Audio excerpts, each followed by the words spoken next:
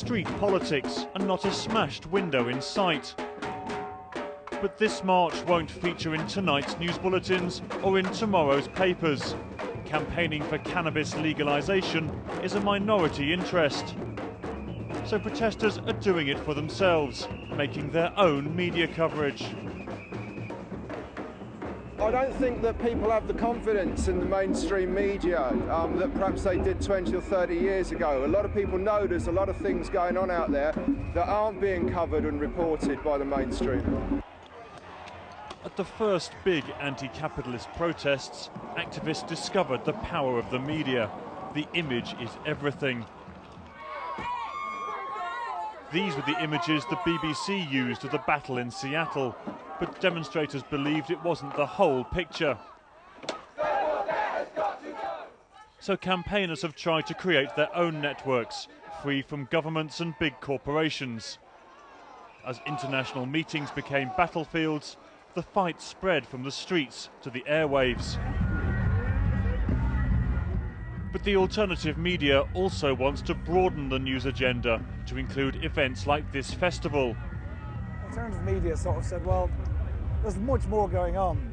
So we've sort of set up to say, let's give a different side of view. Let's show what else is happening beyond that flashpoint and try and explain some of the issues around it. And it's taking off all around the world. This Australian campaigner is highlighting the dangers of uranium. There's so many cameras here. If you notice, everyone's got one. We're all really excited about media and protest. Using cheap technology in the back of a minibus, protesters can become TV producers. First, and just like a TV station, they need to turn the rough footage into a neat story. Getting the story from here to the audience, though, takes a bit more effort, even pedal power.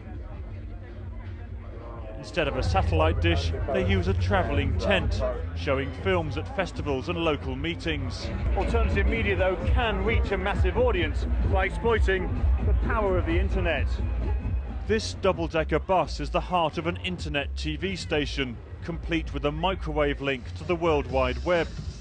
With technology borrowed, bought on the cheap, or even salvaged from rubbish skips, words and pictures can be sent from a muddy field to the rest of the planet. There are a lot of people with cameras, and those tapes are brought to a situation like this, where they're either just mixed live and intercut with interviews, and pretty much as you might build a conventional TV program. Undercurrents and others like them enjoy fields full of enthusiasm and potential, but they're also badly funded, disorganised and small. Nevertheless, they've become the voice of the anti-capitalist movement and its trusted source of news. And if the protest movement grows, so will the influence of the alternative media. Bill Hayton, BBC News, South London.